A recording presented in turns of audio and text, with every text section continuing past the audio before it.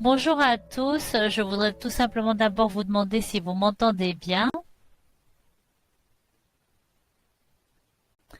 C'est très bien. Alors, bienvenue à tous. Nous sommes maintenant dans notre troisième conférence virtuelle. Je n'arrive pas à y croire, mais c'est fantastique. Et cette carte que Sophia nous a montrée, c'est vraiment la première fois où je vois tellement de participants du monde entier et ça fait vraiment partie de la raison pour laquelle nous faisons cela, pour que où que vous soyez dans le monde, vous puissiez travailler et vous pouvez travailler et parler avec d'autres jeunes évaluateurs émergents, avec des experts et nous pouvons tous progresser ensemble. Je suis très heureuse aujourd'hui de vous parler des réussites des values. Alors, pour ceux d'entre vous qui ne savent pas encore ce que c'est qu'Evalues, parce que peut-être que pour certains d'entre vous, c'est la première fois que vous entendez parler, nous sommes un réseau global, c'est-à-dire que nous sommes internationaux et notre objectif est centré sur deux domaines. Le premier, c'est celui de promouvoir les évaluateurs jeunes et émergents que nous appelons les liés à devenir des professionnels compétents. Et nous y pensons à divers niveaux, le national, régional et international. Deuxièmement, nous souhaitons aussi promouvoir la pratique professionnelle de l'évaluation centrée sur la jeunesse et la participation de la jeunesse, c'est-à-dire les enfants, les adolescents, tous les groupes, même les adultes qui participent réellement à l'évaluation, qui sont considérés en plus comme des créateurs et des égaux. Alors, Youth, comme l'a dit Sophia tout à l'heure, a commencé en 2015, le 20 novembre de 2015, et notre priorité est venue d'une approche verticale. Nous avons commencé dès la base avec des jeunes évaluateurs, jeunes émergents, et nous avons parlé des besoins qui se présentaient autour du monde, quelles étaient leurs expériences et ce qu'ils considéraient comme important dans ce domaine. Nous avons commencé à bâtir notre travail sur cette base, sur ces principes. Et nous avons commencé avec 24 évaluateurs jeunes et émergents que vous voyez ici sur la photo. Et à présent, nous sommes plus de 20 000 évaluateurs jeunes et émergents autour du monde. Et cela s'est passé en 2 ans, donc c'est extrêmement incroyable. En plus, nous avons réussi de nombreuses choses. J'ai toujours assez de difficultés à mettre tout dans une seule diapositive parce que vraiment, j'ai du mal à croire que nous avons réussi à accomplir tellement de choses. Mais voici une présentation générale des initiatives sur lesquelles nous travaillons, mais aussi la manière dont nous travaillons. Alors, tout en bas et à gauche, vous voyez nos 3 groupes de travail qui sont actifs actuellement. Vous voyez aussi ce que nous avons fait en termes de présentation, le mentorat, la diffusion.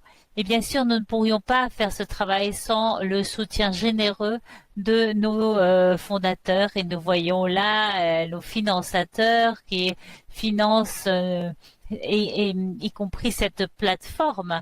Et je voulais aussi vous dire, les photos que vous voyez sur la diapositive sont les personnes qui se trouvent en ce moment en tant que leaders, que cela soit de groupes de travail ou de Evalues mondial.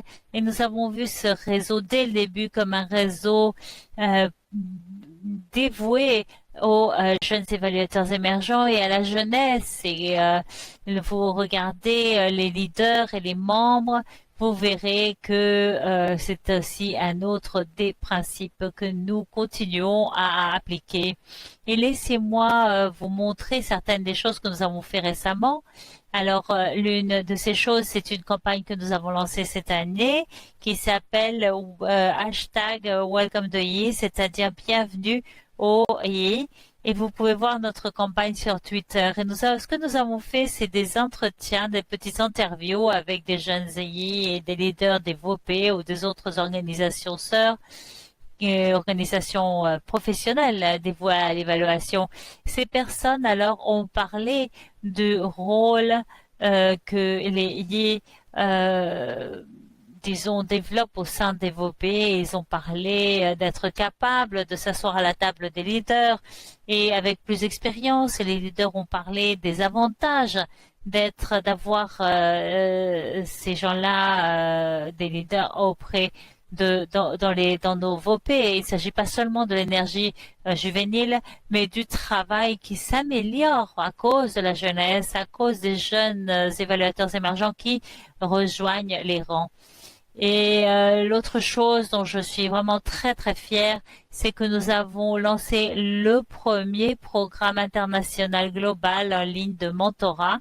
Et pour vous donner une idée, nous avons 50 places pour plusieurs régions du monde et nous avons reçu 700 candidatures ont été postulées de personnes qui souhaitent recevoir un mentorat et 150 menteurs. Et pour nos évaluateurs, l'évaluation est la base de tout ce que de ce que nous faisons. Nous avons évalué le programme et à partir d'un processus compétitif, ce sont des jeunes évaluateurs qui ont gagné le programme. Et il y a encore certains domaines à améliorer, mais nous sommes toujours en train de réviser le programme et nous espérons lancer la prochaine phase l'année prochaine, en 2019. Cette année, nous sommes aussi associés avec le Fonds de population et des volontaires des Nations Unies pour lancer le programme de volontaires des Nations Unies de suivi et d'évaluation. Il s'agit presque de programme de stage pour les évaluateurs jeunes qui s'intéressent à travailler au sein du système des Nations Unies. Les réponses ont été véritablement impressionnantes. Nous avons aussi touché certains de nos partenaires clés. Nous avions identifié 60 opportunités pour le programme de volontaires aux Nations Unies dans des programmes concrets de suivi et d'évaluation autour du monde. Eh bien, nous avons reçu plus de 2000 applications qui venaient de 144 pays. Alors, ceci nous dit que nous sommes sur la bonne voie, que nous écoutons les jeunes et que nous nous sommes associés avec des associations qui le comprennent.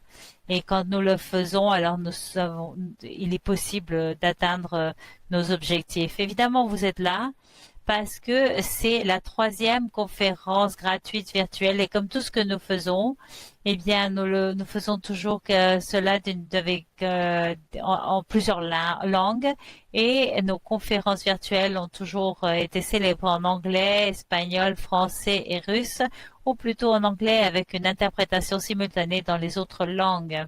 Certains de nos séminaires en ligne ont été réalisés avec plus de langues et si c'est possible, nous essayons aussi d'offrir une interprétation simultanée en arabe et c'est une reconnaissance au fait que le langage ne doit pas être une barrière pour l'accès à l'information et à ce que nous sommes en train de faire. Nous y pensons vraiment dans le travail que nous faisons et c'est véritablement au centre, au cœur de nos activités.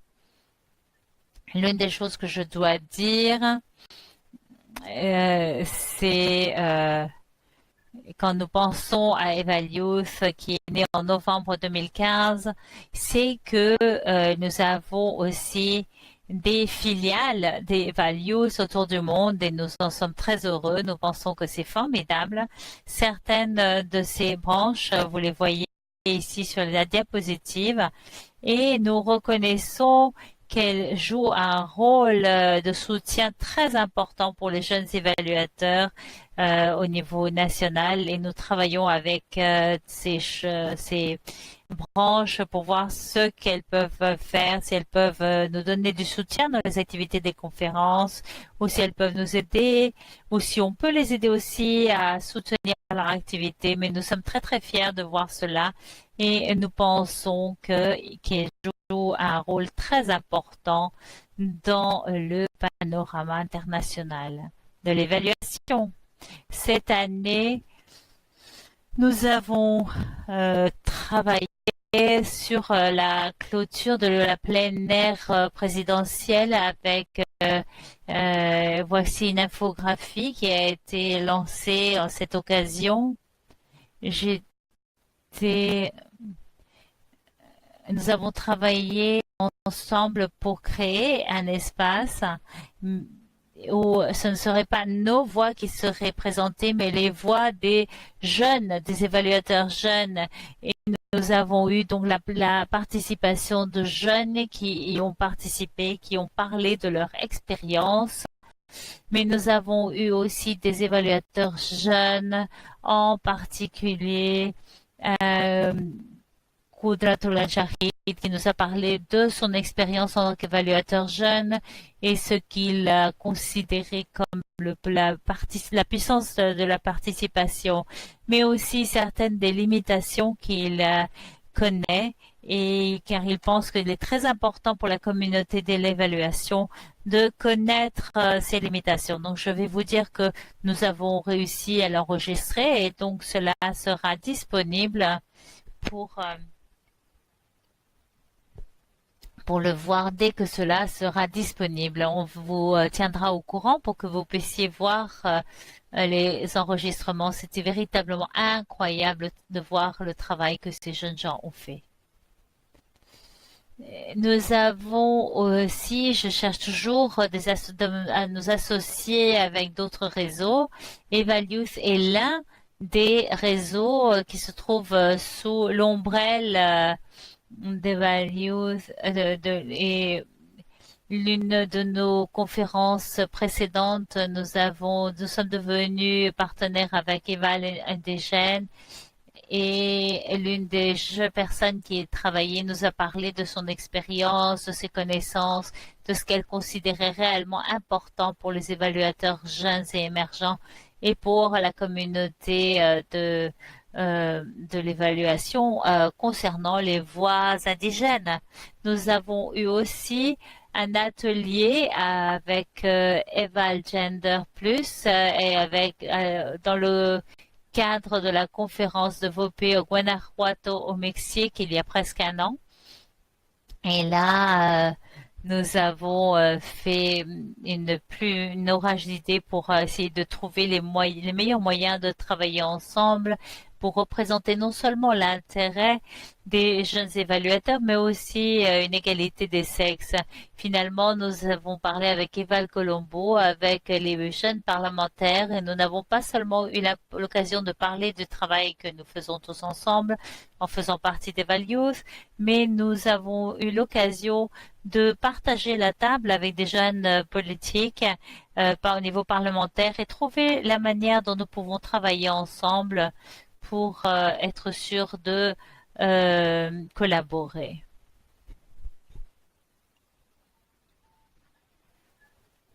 Et la dernière chose que je vais faire, c'est de vous inviter à participer vous aussi.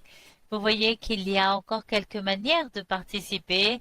Et si ce que vous souhaitez, c'est de connaître les séminaires en ligne que nous allons avoir, ou si vous vous intéressez à la prochaine phase du programme de mentorat ou des opportunités de stage, n'hésitez pas à venir, à nous rejoindre. Nous sommes sur Facebook, sur LinkedIn, sur Twitter. Nous avons aussi un groupe sur Google. C'est notre serveur de courrier électronique. Et bien sûr, tout ce que nous avons est enregistré et est alors publié sur notre chaîne de YouTube. Nos conférences sont là, nos séminaires en ligne sont là, ils sont là en plusieurs langues.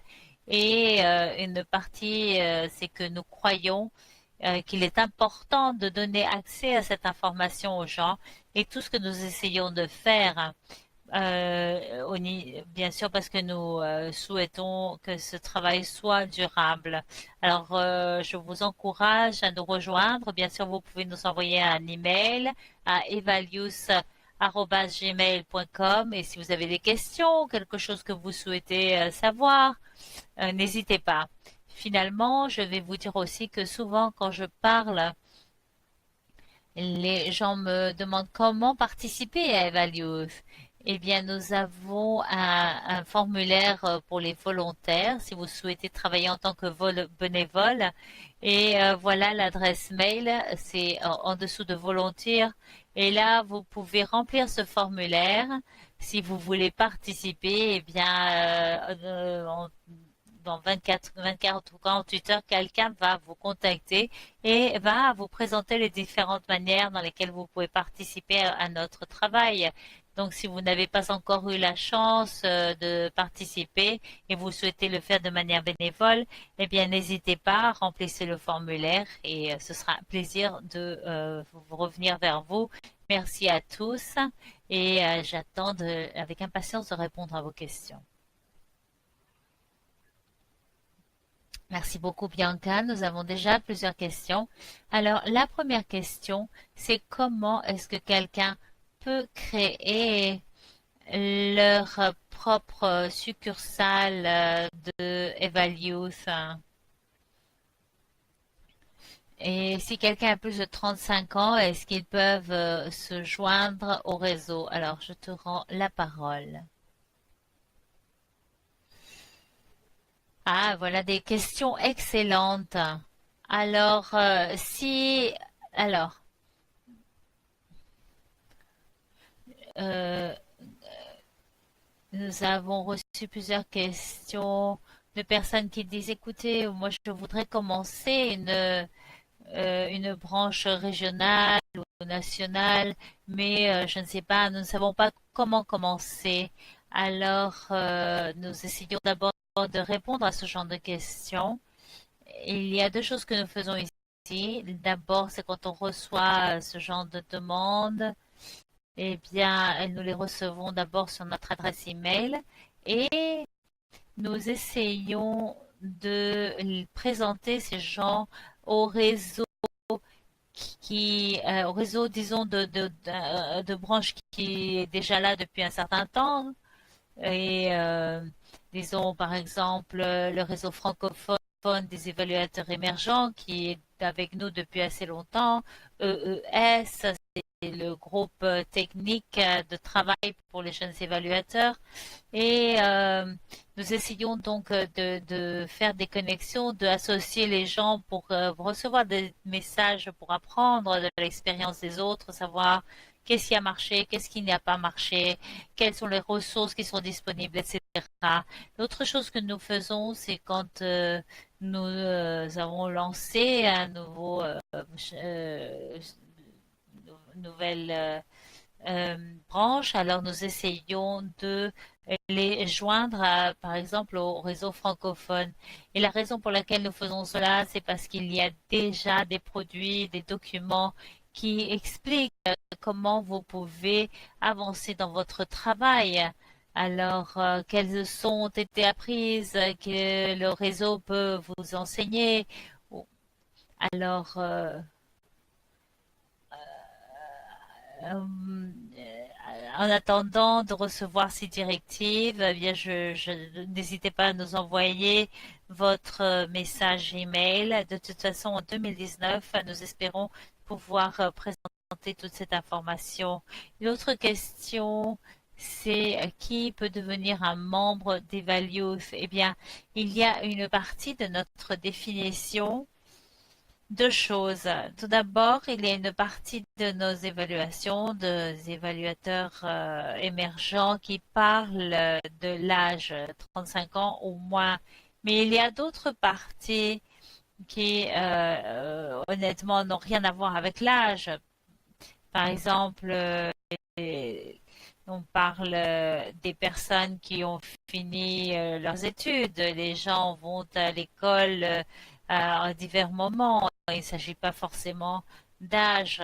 Et l'autre partie de cette définition, c'est quelqu'un qui vient peut-être d'un domaine ou d'une discipline sœur, mais qui a d'une certaine façon formé sa voie vers l'évaluation et qui souhaite réellement commencer à travailler sur l'évaluation.